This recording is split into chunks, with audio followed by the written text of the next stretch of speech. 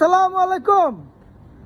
আউরে মুমিন সবাই মিলে নামাজ পড়ি গে, নামাজেতে কুদার দিদার ভাগ্য মিলিবে।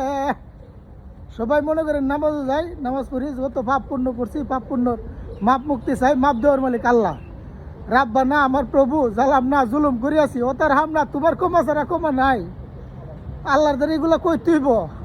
আমি কিন্তু ছোটখাটো একজন পড়ছি, আগে মাদ্রাসায় পড়ছি, মিজান পর্যন্ত লেখাপড়া ছিল। যদি আগে এরকম বাংলার উপরে গুরুত্ব থাকতো তাহলে মনে করেন আমি শিক্ষিত টাইটেল পাস উৎসার থাকলাম, আর কি তাকে মাস্টার থাকলামও।